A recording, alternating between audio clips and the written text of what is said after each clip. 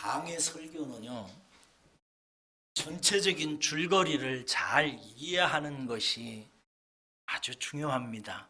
여러분들이 소설을 읽을 때 가능한 한 한 번에 날을 새서라도 하루 종일이라도 한 권을 단번에 독파해내는 것이 중요합니다. 조금 읽고 둘째 날 두세 페이지 읽고 셋째 날 또 반 페이지 읽고 이렇게 읽으면 그 소설 전체의 줄거리도 잘 들어오지도 않고 무엇보다도 그 전체 흐름 속에서 주어지는 정감과 감정의 깊이에 젖어들지 못하기 때문에 그 소설을 쓴 소설가를 만나기가 참 어려워요. 성경도 마찬가지입니다. 읽을 때 마태복음이면 마태복음 한 번에 단번에 읽고 히브리서 쓰면 히브리서를 처음부터 끝까지 단번에 읽는 게 좋습니다. 근데 강해 설교는 끊어서 조금씩 풀어낸단 말이죠. 그래서 여러분들이 강해 설교를 들을 때 이 전체 이야기가 어떻게 흘러가는지 무슨 말을 하는지를 잘 귀담아 듣고 이해하는 것이 여러분들이 하나님의 은혜의 복음을 깨닫고 변화되는데 좋은 영향을 미칩니다. 그런 면에서 오늘 이 말씀을 지난주에는 부활주일이었고 그 지난주에는 무슨 주일이었어요? 고난주일이었기 때문에 히브리서 또 못 들었죠? 읽은 분들은 좋았을 텐데 읽으셨는지 모르겠고 그래서 잠시 히브리서를 또 잠깐만 복습을 하도록 하겠습니다. 히브리서는 로마에 있는 기독교인들에게 쓰여졌다고 그랬어요. 그런데 로마에 있는 그 기독교인들은 굉장히 박해를 받고 있었어요. 너무 힘든 상황을 살아가고 있었습니다. 왜 그러게 됐냐면 그들이 첫째는 로마 정부가 기독교를 인정을 하지 않았고 인정하지 않는 로마에 있는 예수파들을 로마 정부는 박멸하려고 했어요. 그래서 있는 대로 잡아 죽이고 가두고 그들을 빼앗고 쫓아내고 그러던 상황이었어요. 그런 상황 속에서 신앙생활을 하기가 여러분 얼마나 어렵겠어요. 그런데 그 어려운 상황을 이겨내기 위해서는 여러분이 필요할 때는 뭐가 필요하다고 생각이 들어요? 탱크가 필요할까요? 핵무기가 필요할까요? 아니에요. 복음의 능력이 필요한 거죠. 내가 믿는 복음이 진짜고 이 복음의 능력이야말로 하나님으로부터 온 이 모든 환난을 이기는 것이라는 사실을 확실히 깨닫는 것이 중요하단 말이에요. 그런데 이때에 옛날에 믿었던 유대계 종교로부터 너희들이 율법을 떠났기 때문에 이렇게 고생한다. 율법의 하나님을 버렸기 때문에 하나님께서 너희들에게 이렇게 고통스러운 삶을 주었다라고 말하면서 다시 율법으로 돌아오라고 자꾸 회유하는 거예요. 그러다 보니까 로마 기독교인들이 마음에 흔들리기 시작하는 거예요.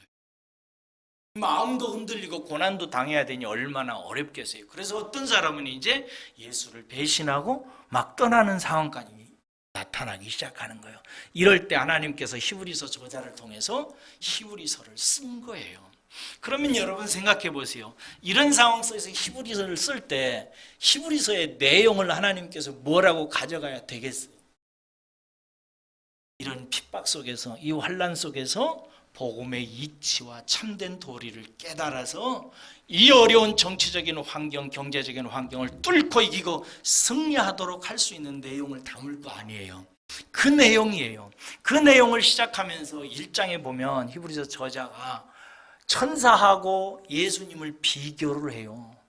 누가 몸무게가 많이 나가냐, 누가 많이 키가 컸냐 이런 거 비교한 것이 아니라 이 세상에 율법을 계시해준, 율법을 전달해준 천사하고 복음을 전하기 위해서 온 하나님의 아들 예수하고를 비교를 해서 천사가 전해준 율법에 비해서 하나님의 아들 예수님이 직접 만들어내는 복음이 얼마나 귀하고 복된 것인지를 1장에서 얘기를 딱 한 후에 이 예수 그리스도의 복음에서 흘러 떠내려가지 않도록 삼가 주의하라 함으로 1장을 끝내요. 그리고 2장에서는 무슨 얘기하냐면 우리들이 천사들이 전해준, 옛날 이제 유대인들이 천사들이 전해준 율법 아래에서 살면서 그것으로 의를 하나님께 드려서 구원을 얻어야 된다고 생각했는데, 이 장에서는 무슨 얘기를 하냐면 모든 이 땅에 있는 인생들이 원래 율법 아래, 천사가 전해준 율법 아래에서 그 일을 실천함으로 말미암아 복을 받고 살도록 인간이 창조된 게 아니라는 사실을 얘기해요. 하나님께서 사람을 창조할 때는 하나님의 아들 예수님처럼 하나님으로부터 원천이 거기에서 흘러나왔고, 우리는 하나님을 나타내는 하나님의 모양과 형상으로 창조되어진 하나님을 나타내는 천사와 비교할 수 없는 위대한 존재라는 사실을 깨우쳐요. 그런데 어쩌다가 사람이 이렇게 율법 아래 갇히게 되었는가? 그것은 죄 때문이죠.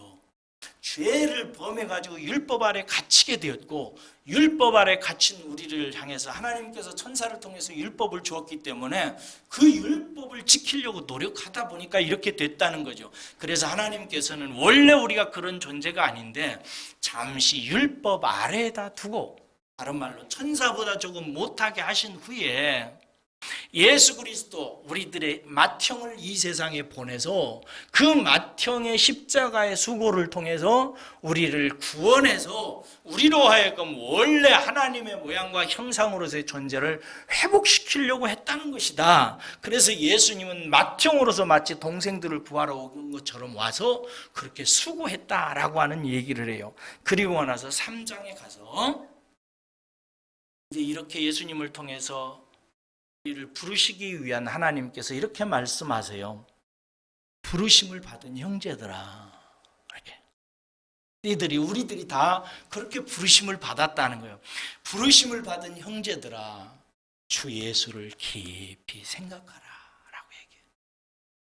예수를 깊이 생각해야 된다. 그러면서 누구 얘기를 한 번 더 하냐면 모세 이야기를 해요. 왜 모세 이야기를 하냐면 모세가 너무 수고를 많이 했거든요. 여러분, 모세 태어나서 어떻게 됐죠? 나일강의 갈대상자에 버려져가지고 둥실둥실 떠내려가다가 어디에서 40년을 자라죠? 바로의 딸 밑에서 바로 왕궁에 40년 살죠. 그리고 나서 모세가 어떻게 돼요? 자기 백성 구하려고 하다가 들통이 나가지고 광야에 가서 40년을 80살이 될 때까지 거기서 죽도록 고생하죠. 여러분, 청춘의 시절에 광야에서 40년을 살았다 해봐요. 막 시내산 가서 펑펑 울었어요. 모세를 생각하면서. 너무너무 힘들게 삽니다. 그렇게 광야를 알고 광야의 생활을 익힌 후에 하나님께서 그를 메시아로 보내가지고 이집트에 있는 이스라엘 백성들을 구출해가지고 광야로 끌어오도록 해요. 그래서 광야에서 이스라엘 사람들이 몇 년 동안 있죠? 40년 동안 있는 그 모든 과정을, 광야 80년 동안을 모세는 하나님이라고 하는 나라의 지배 사환으로, 종으로 온 인생을 다 바쳤어요. 그런데 그 충성된 모세하고 예수님을 비교하면서 모세가 그렇게 수고했듯이 하나님의 아들 예수님도 이 땅의 말구 위에 오셔가지고 온갖 고난과 고초와 모멸과 십자가의 고통을 통해서 너희들을 섬겼다 이거예요. 그러니까 너희들이 이제 어떻게 해야 되는가? 예수의 말을 들으라 이거예요. 왜냐하면 옛적에 모세가 그렇게 충성되이 수고하며 하나님의 말씀을 전할 때 광야에서 모세의 지도 아래에 있었던 이스라엘 백성들이 모세의 말을 듣지 않다가 가나안 땅에 들어갔어요? 못 들어갔어요? 못 들어갔단 말이에요. 하나님께서 맹세하셨다고. 너희들 내가 40년 동안 두고 보니까 너희들은 안 되겠다. 너희들은 광야에서 그냥 죽어라라고 해서 하나님이 맹세해가지고 모세의 그 충성에도 불구하고 가나안 땅에 못 들어갔어요. 그랬던 이스라엘 이야기를 하면서 너희들이 그의 음성을 듣거든. 누구의 음성이에요? 예수님 음성을 듣거든. 옛적에 광야에 있던 너희 조상들처럼 마음 완악하게 먹지 말고 예수의 음성을 듣고 그에게 순종하는 자가 되라 라고 말하면서, 그래야 이스라엘 백성들이 애굽에서 나와서 광야라고 하는 과정을 거쳐서 가나안 땅으로 들어가듯이 너희들도 예수 그리스도에 의해서 이집트와 같은 사망과 죄에서 끄집어내서 이 광야 같은 세월을 훈련받고 가나안 땅으로 들어가야 되는데, 들어가야 되기 때문에 너희들도 예수의 말을 잘 듣고 그를 생각하라는 거예요. 그래서 4장부터는 모두 다 이제 꼭 안식에 들어가야 한다는 문제를 다루게 됩니다. 그러면 어떻게 안식에 들어갈 수 있는가? 이 말을 이제 잘 듣고 4장부터는 우리가 구약시대의 이스라엘 사람들로 말하면 이집트에서 모세에 의해서 구출을 받아가지고 홍해를 건너서 광야에서 살다가 이제 그들은 가나안 땅에 들어가서 안식을 찾는 삶을 살아야 했어요. 이것은 이제 우리가 걸어가야 하는 영적인 노정, 길을 말하는 거예요. 우리들도 예수 그리스도를 통해서 죄와 사망과 원수에게서 끊어내서 세례를 받고 광야 생활을 하면서 믿음 훈련해가지고 이제 가나안 땅이라고 하는 젖과 꿀이 흐르는 땅으로 들어가야 된단 말이에요. 근데 이것이 죽어서 들어가는 땅이기도 하지만 안식이라는 언제든지 열려있다는 사실을 제가 여러 번 얘기했어요. 항상 언제든지 들어가서 그 천국을 누리는 삶과 같은 믿음의 삶을 산다는 거예요. 신자에게 있어서 이것이 문제라는 거예요. 그러면 하나님께서는 어떻게 그 길을 들어가게 하는가? 4장에서 이런 얘기를 해요. 들어가는 방법이 이거예요. 이건 꼭 기억하셔야 돼요. 뭐냐면 복음을 들을 때 뭐 할 때? 복음을 들을 때 믿음에 결부시켜라 라고 얘기하는 거예요. 목사님을 통해서 성경을 통해서 복음이 들리거든 너희들은 믿음으로 결부시켜라 라고. 믿음으로 결부시키라는 말은 무슨 뜻이라고 그랬어요? 삶으로 순종하는 모습으로 나타나야 된다 이 말이에요. 이게 진짜 많은 크리스찬들이 교회에 왔는데 듣기는 잘 들어. 오른쪽으로 듣고 어디로 빠져나가? 왼쪽으로 쏙 빠져나가고. 예배당 들어올 때 듣고 나갈 때면 벌써 설교 제목도 잊어버리고 다 잊어버리는 경우 많죠. 다 이렇게 한쪽으로 듣고 한쪽으로 그냥. 그러지 말고 들은 것은 무엇으로 나타나야 된다? 순종하는 모습으로, 삶으로 나타나야 되는 거예요. 이것이 믿음이라 이 말이에요. 이 믿음이 우리를 마치 이스라엘 사람들이 가나안 땅을 들어가듯이 우리들을 샬롬의 세계로, 평안의 세계로, 안식의 세계로, 행복의 세계로 우리를 끄집어 들어가는 거예요. 그렇게 들을 때 믿음으로 결부시켜야 되는 거예요. 그런데 문제는 사람은 들어도 믿음으로 결부시키지 않습니다. 순종하지 않아요. 그냥 듣기만 하고 일주일 동안 세상에서 살 때는 자기 멋대로 삽니다. 그걸 죄라고 하는데도 그 죄된 삶을 그냥 살아요. 그래서 하나님께서는 우리가 들을 때 믿음으로 결부시키기 위해서 그 과정에서 한 가지 하는 게 있어요. 그게 뭐냐면 은혜의 신앙을 깨닫게 만들어내놔요. 은혜로 되는 거죠. 그것을 위해서 무엇을 하냐면 지난주일에 말씀을 드린 건데 말씀 앞에 그들을 세우는 거예요. 말씀 앞에. 왜 말씀 앞에 세우는가? 말씀은 살았고 운동력이 있어. 좌우의 날선 어떤 검보다 예리해서 그 말씀을 듣는 사람의 혼과 영과 관절하고 벌수하고 그의 마음의 생각과 뜻까지도 구별이 낸다 이 말이에요. 이게 구별이라는 것은 뭐냐면 선한 것과 악한 것, 어리석은 것과 지혜로운 것, 사망에 속한 것과 생명에 속한 것을 다 끄집어낸다 이 말이에요. 어디 속에 있는 것들? 혼 속에 있는 것들, 영 속에 있는 것들, 관절 속에 있는 것들, 골수 속에 있는 것들, 그 사람의 생각 속에 젖어 있는 죄된 것들, 생각을 받쳐주고 있는 마음의 근원의 세계에 있는 것들 다 예리한 좌우의 날선 어떤 것보다 예리한 하나님의 말씀으로 다 걸러내서 다 드러내 보인다 이 말이에요. 그래서 창조된 모든 것이 그의 눈앞에서 하나도 드러나지 않음이 없는 것 같이 우리의 어떠함도 그렇게 다 드러내는 거예요. 그래서 우리가 말씀 앞에 서게 될 때 말씀이 하는 역할이 있어요. 그게 뭐냐면 내가 어떤 인간인지를 보여줘요. 그래서 말씀을 통해서 우리가 그 좌우의 날선 어떤 것보다 예리한 말씀 앞에 서게 될 때 어떤 존재인지를 알아요. 여러분 중에 혹시 하나님의 말씀 앞에 섰던 적이 있으신 분이 계세요? 정말 하나님 말씀 앞에 서보니까 여러분들에 대해서 말씀이 뭐라고 하던가요? 따라서 하겠습니다. 죄 짱았지. 죄 짱았지. 죄 짱았지예요. 죄 짱았지가 아니라 죄 짱았지, 죄. 보세요. 마늘 짱았지나 뭐 이런 짱아찌를 담잖아요. 그럼 그 짱아찌를 하나를 꺼내가지고 꼭 짜면 뭐가 나와요? 향이 나오지요. 즙이 나오듯이 우리를 하나님의 말씀이 좌우의 날선 감으로 칼로 다 오려내서 그것을 꼭 짜면 뭐가 나온다는 거예요? 죄밖에 안 나온다는 거예요.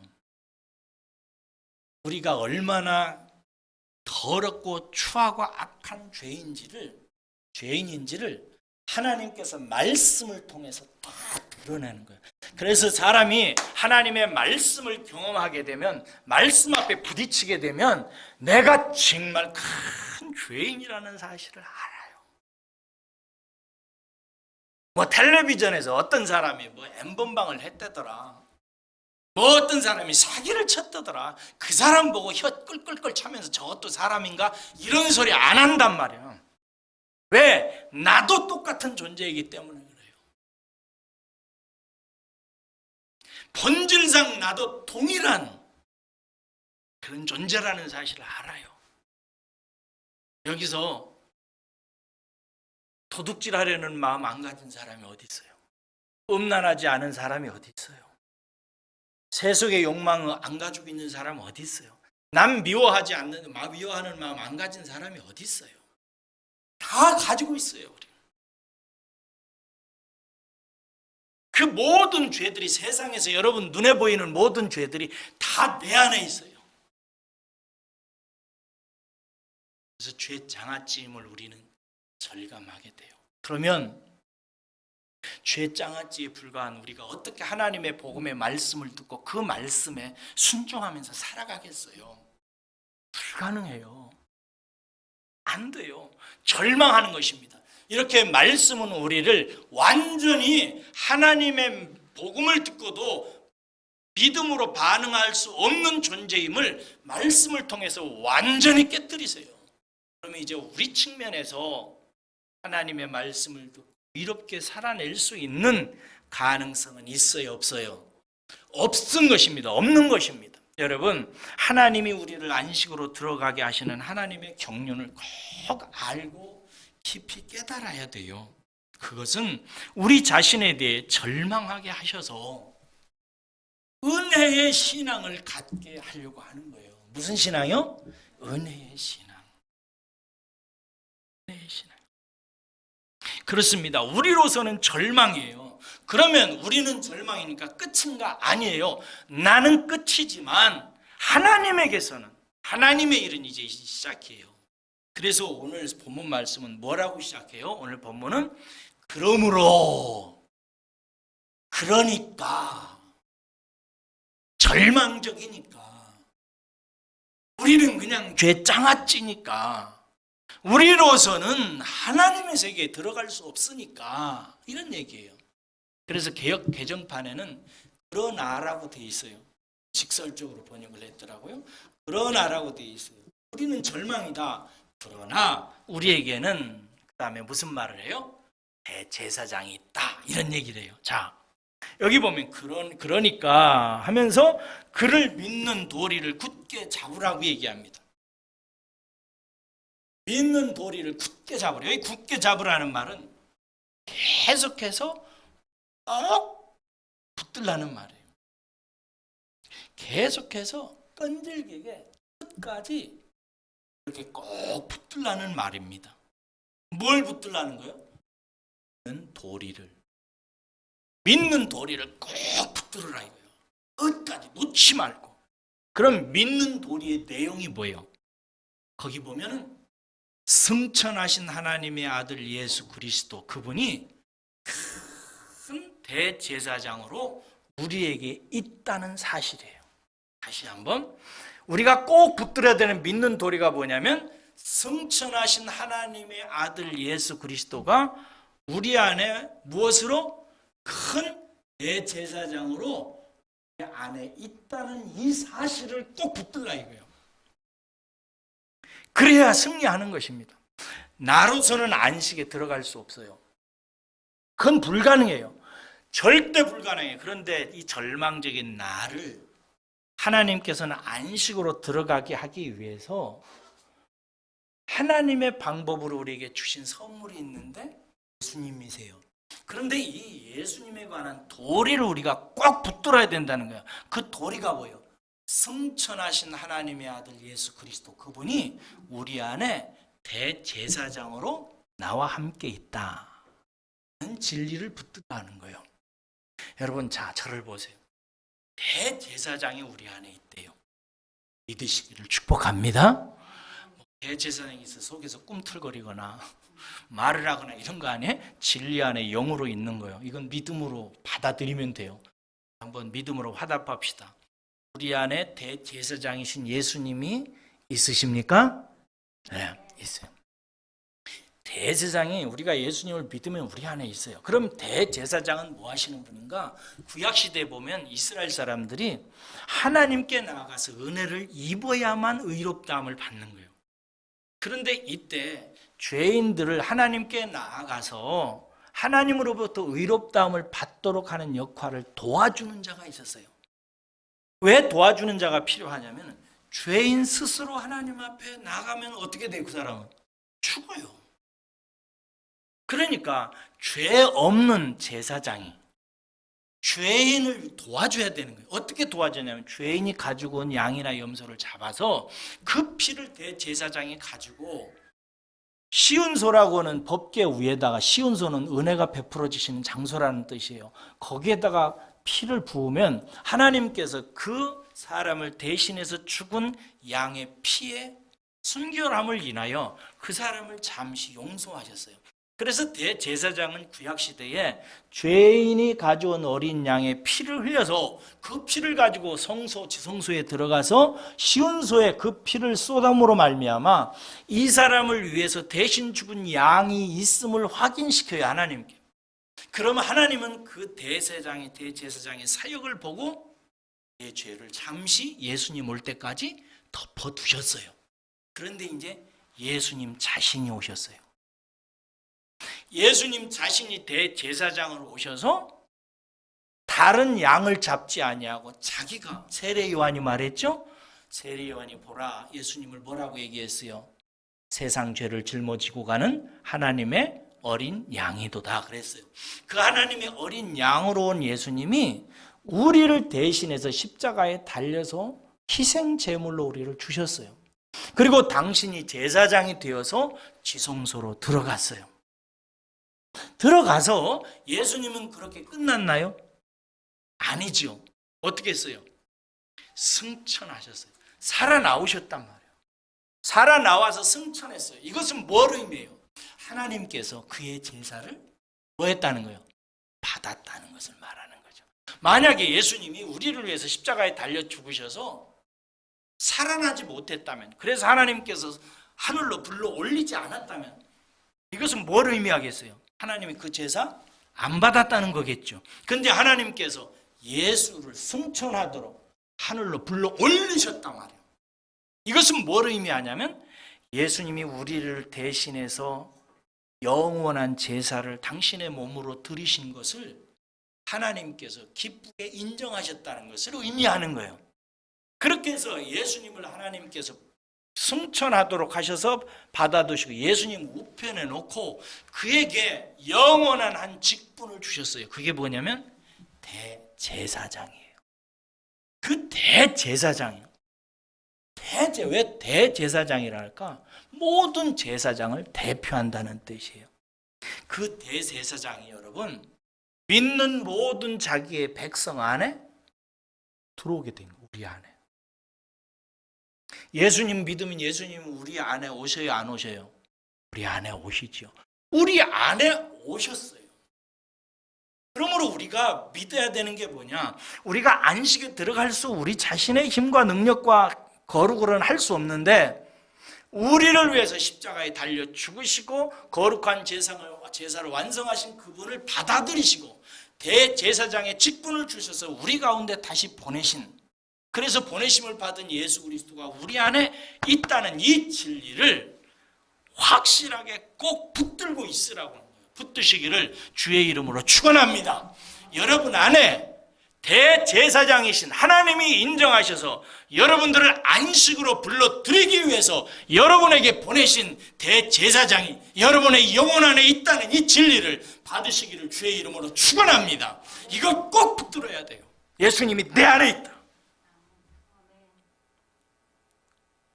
내 안에 대제사장 예수님이 있다.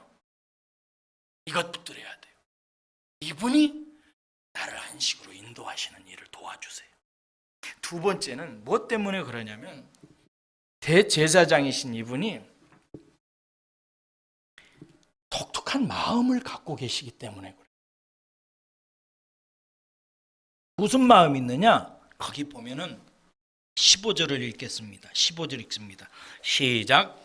우리에게 있는 대제사장은 우리의 연약함을 동정하지 못하실 리가 아니요 모든 일에 우리와 똑같이 시험을 받으시되 죄는 없으시니라. 이렇게 돼 있어요. 여기 보면은 우리에게 있는, 우리 안에 있는 이 대제사장은 우리의 연약함을 동정하지 못하실 리가 아니요. 이게 무슨 표현일까요?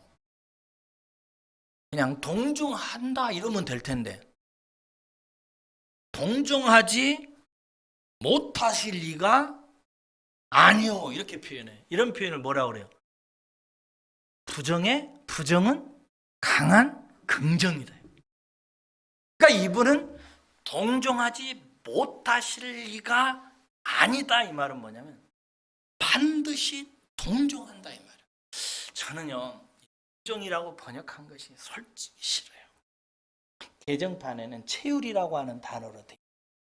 동정하는 것은요 나도 상태가 안 좋은데 다른 사람도 상태가 안 좋아서 마음이 좀 안 되는 것 이런 걸 느낄 때 동정이라는 단어를 쓰는데 번역하시는 분이 왜 이런 단어를 쓰셨나 솔직히 공감은 많이 안 돼요. 그런데 개정개혁판 체휼이라고 돼요. 체휼은 뭐냐면 하나님과 같은 절대적인 아주 연약하고 부족하고 불쌍한 자의 마음과 상태와 상황을 그대로 느낀다는 거예요. 훨씬 좋지요. 하나님이라고 하는 그 대제사장이 우리 안에 오셔서 우리의 사정과 연약함과 불쌍함과 뭐 힘없는 것과 가난한 것과 병든 것과 아픔과 이런 것들을 그대로 예수님이 다 느낀다는 거예요. 이게 체휼이라고 하는 말이 저는 더 좋다 이 말이. 그래서 개역 성경 번역에는 우리 연약함을 체휼하지 아니하는 자가 아니요 반드시 체휼한다는 거예요. 여러분 이 모든 표현은 다 강조입니다. 승천하신 하나님 예수님께서 하나님으로부터 대제사장의 직분을 받아서 우리 안에 우리가 믿을 때 우리 안에 계신데 우리 안에 이 계시는 이 제사장은 우리의 연약함을 반드시 체휼하신다. 무슨 말이에요? 우리가 얼마나 연약한지 결심을 해도 소용없고 잘해야지 하는데도 영 잘 못하고 한쪽 귀는 들을 때는 아멘하고 해보려고 하는데 빠져나가면 다시는 헛소리하고 이렇게 신앙생활에서 늘 실수하고 실패하는 우리들을 충분히 도울 수 있다. 이게 왜? 그분이 우리 사정을 알고 계시기 때문이라는 거예요. 그러면서 뭐라고 얘기하냐면 그분은 우리가 당하는 모든 시험과 유혹을 그분이 다 당해보셨기 때문이라고 얘기해요. 여러분, 겪어본 사람이 안다는 말이 있어요. 그렇죠? 겪어보지 않은 사람은 체험을 못해요. 저는 가난한 사람 마음 압니다. 왜냐하면 제가 가난해 봐서 알아요. 저는 어렸을 때 학교 다닐 때, 여러분 요즘에도 저는 이렇게 길거리 지나가다 보면 개나 비둘기나 이런 애들이 하는 행동 보면 거의 예외 없이 어린 시절이 생각나요. 비둘기가 계속 뭐예요? 하루 종일? 계속 주워 먹을 것도 아니에요. 계속 하루 종일 그래요. 짐승들은 그래요. 그냥 개미고 뭐고 그냥 계속 먹을 거 찾아다녀. 제가 어렸을 때 아침에 학교 가면서 어디 딸기 없나, 밤에 집 어디 무화과 열리지 않았나 이런 거 살짝 따먹고, 학교 갔다 오면 가방 내팽개치고 그 다음에는 칡뿌리 캐러 다니고 달래 캐러 다니고 막 이랬어요. 늘 굶주렸고 못 먹었어요. 바나나 하나 먹는 것이 초등학교 다닐 때 소원이었어요. 나중에 먹어보니까 별것도 아니더구만. 그래서 가난한 사람 마음 저는 좀 압니다. 아픈 사람 마음 제가 좀 압니다. 요즘에도 윤선영 권사님이나 최순정 권사님, 이근영 집사님이나 이런 분들 마음 제가 좀 압니다. 이근영 집사님은 지금 거의 오랜 기간 동안 입원해 계십니다. 제가 2달 동안 입원해 봤어요. 노래 불렀습니다. 아주. 그때 지금 가사가 있어요. 내일이면 간다네 집으로 가. 유행가에다가 가사를 붙여가지고 맨날 노래 불렀어요. 집에 가고 싶어. 이근영 집사님 퇴원하고 싶어서 굉장히 힘드실 거예요.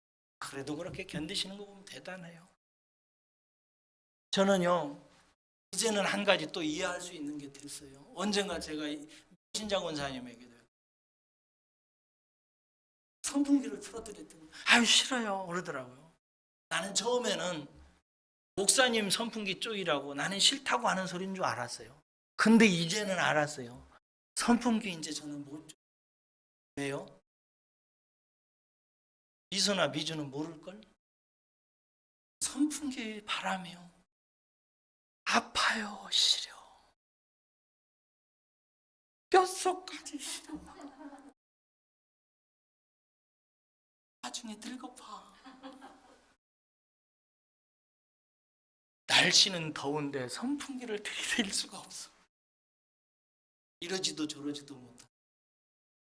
이것을 이제 내가 알아요. 겪어보니까 알아가는 거예요. 주님은 여러분 이 세상에 오셔서 말구육간에서 태어나셨어요. 말구유에서 태어난 인생 세상에 없어요. 그렇게 가장 가난한 집에서 태어나서 어렸을 때부터는 아버지 따라다니면서 농잡 고쳐요, 신발장 고쳐요, 부서진 마룻바닥 고쳐줄게요 하면서 아버지 따라다니면서 일했어요. 나이 들으면서 나사로의 집, 그 소년 소녀 가장집에 친구가 되어서 그 집에서 늘 같이 살고, 나중에는 온몸이 맞고 모욕을 당하고, 그래서 예수님은 다른 사람에게 모욕당하는 사람의 마음, 다른 사람에게 버림받은 사람의 마음, 이 세상에 당하는 모든 사람들의 사정을 잘 알아요. 언젠가 어떤 한 분이 헌금 봉투에다가 딱 이렇게 헌금 썼는데 이름을 안 썼어요. 근데 헌금 거기 글씨에 이렇게 돼 있어요. 아시지요 주님, 이렇게 써요. 알지요. 아시지요 주님, 알지요. 그렇게만 썼어요. 근데 그거 저 명신장 원사님인 줄 압니다. 글씨만 봐도 저는 알아요. 그런데 저는 글씨 보면 알지만 우리 예수님은 그렇게 글씨 쓸 때부터, 쓰기 전부터 명신장 원사님의 마음속에 그걸 다 알고 계신단 말이에요. 우리 안에 계신, 승천하셨다가 우리 안에 오신 예수님은 우리의 사정을 다 알아요. 우리가 복음의 말씀을 듣고도 아무 소용없이 또 죄 가운데 떨어져서 살 수밖에 없는 연약한 존재라는 사실을 예수님은 다 알고 계세요. 그래서 우리를 도울 수 있어요. 그분. 세 번째로, 여러분 알기만 하면 도울 수 있나요? 그런데 저는요, 선풍기를 틀면 뼛속까지 시린데 뼛속까지 시린 그 나의 고통을 우리 자은이가 아빠를 사랑하거든요. 저도 사랑하고 준아도 사랑하나? 네, 사랑하는. 근데 쟤들이 그걸 도울 수가 없어요. 그렇죠? 어떻게 도와? 근데 주님은 도울 수 있어요. 왜냐하면 승리하셨기 때문에 그래요.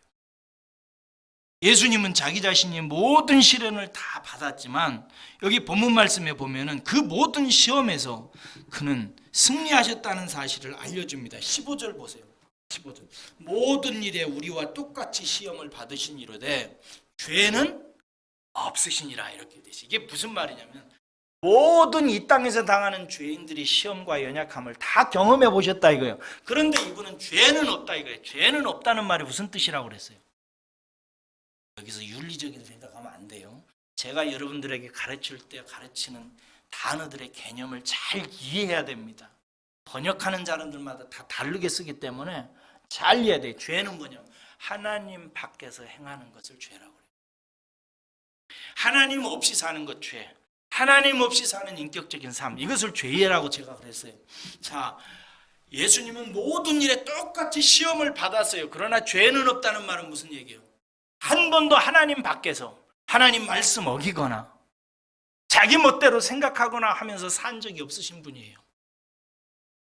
그래서 예수님은 어떻게 해야 우리들이 하나님의 말씀을 들을 때 승리할 수 있는지를 아신다 이 말이에요. 당신이 그렇게 승리하신 분이기 때문에 예수님은 똑같이 시험 당했어요. 그런데 단 한 번도 예수님은 그 시험에 넘어진 적이 없어요. 마태복음 4장에 가보세요. 예수님이 40일 동안 굶주렸어요. 40일 동안 굶주렸으면 여러분 밥의 노예가 돼야 안 돼요. 제가 알고 있는 어떤 목사님 40일 금식하고요. 사모님이 미음 한 가닥 한 모금만 주더래요. 그놈을 먹고 밤중에 자려고 배가 고파 견딜 수가 없나요? 여러분 40일 금식하고 나서 입에 이게 음식이 딱 들어오게 되면요, 음식에 대한 맛의 세포가 왕성하게 살아납니다. 40일 금식할 때보다요, 음식에 대한 탐욕이 입에 음식이 들어오는 순간 막 세포가 다 살아나요. 그 밥에 나가가지고 사모님 몰래 나가가지고 딴지를 열고 먹는데 수저를 찾을 겨를이 없더랍니다. 그래서 뭐예요? 밥은 아니고 그게 뭐예요? 죽을 그걸 그냥 입에다가 이렇게 넣거든요. 물이 턱 열리더니 사모님이 나오더니 여보 딱 봤는데 사모님이 그 40일 금식하고 나서 그 먹는 것의 욕망을 참지 못해서 손으로 입에 여기저기다 묻히면서 먹고 있었던 목사님을 보고 나중에 뭐라고 얘기했는지 아세요? 마귀더랍니다. 마귀 같다. 목사님이 첫 번째 금식을 그렇게 실패했다고. 예수님이 40일 금식하고 나서 마귀가 뭐라고 그랬어요? 이 돌들로 떡덩이가 되게 하라. 떡덩이가 되게 할 수 있어요, 없어요? 있어요. 예수님 능력이 있어요. 그런데 예수님의 입에서 뭐라고 해요? 사람이 떡으로만 사는 게 아니라 하나님의 입에서 나오는 모든 말씀으로 사느니라. 예수님은 시험 당했어요. 그런데 하나님 없이 자기 멋대로 말하고 행동하지 않아요. 거기서 이기십니다. 육체의 양식보다 하나님의 말씀이 더 소중하다는 사실을 그 사탄 앞에서 딱 증거해 내놓아요. 그런 예수님이기 때문에 우리들의 연약하에서 못하는 것들, 이런 것들을 어떻게 해야 되는지를 예수님은 도와주실 수 있다 없다? 도와주실 수 있다 이거예요. 그러니까 승천하셔서 우리 가운데 대제사장으로 오셔서 우리를 불쌍히 여기시고 우리의 사정을 다 알고 계신 그분, 그리고 그런 상황 속에서 얼마든지 이길 수 있는 길과 능력을 갖고 계신 그분이 우리 안에 있으니까 이 예수님을 꼭 붙들으라 이거예요. 이것이 비결이라는 거예요. 사랑하는 여러분, 어렵고 힘들 때마다 말씀대로 살고 싶은데 그렇게 되지 않아서 괴롭고 낙심스러울 때마다 여러분의 각오나 내가 잘못했어, 다시 잘해봐야지 이런 생각보다도 더 중요하게 갖고 있어야 되는 게 뭐냐면 예수님 붙드는 거예요. 예수님한테 나가는 거예요. 예수님한테 의지하는 거예요. 예수님 도와주세요. 나 이런 사람이에요.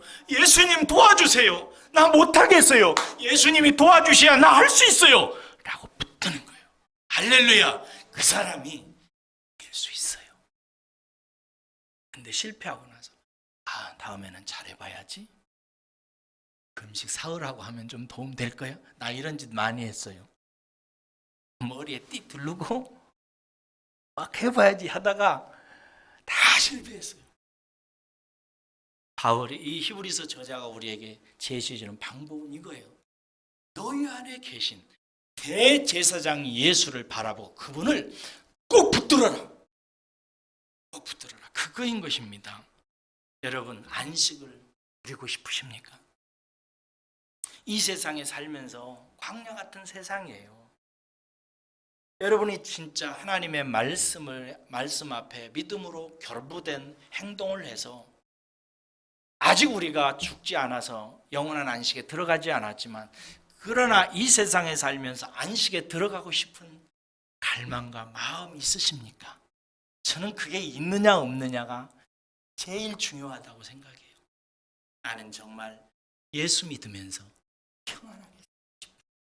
가난, 질병, 성공, 세상의 욕망 이런 것들에 휩쓸리지 아니하고 하나님 나라에서 하나님께 주시는 안식으로 내 영혼이 평안하고 감사하고 기쁘고 모든 것이 다 믿어지고 모든 것이 잘 될 것이기 때문에 나는 그저 찬송하고 감사하며 내 사랑하는 아들과 딸들과 더불어서 평안하게 사는 삶을 여러분은 정말 원하십니까? 원한다면 내가 그 일 못한다는 사실, 죄장아찌라는 사실을 깊이 인정하고 예수님, 승천하셔서 우리 가운데 대제사장으로 오신 예수님이 나를 이해하고 도와줄 수 있는 분이라는 사실을 꼭 기억하시고 예수님 굳게 붙드는 삶으로 나아가시기를 주의 이름으로 축원합니다. 기도하겠습니다.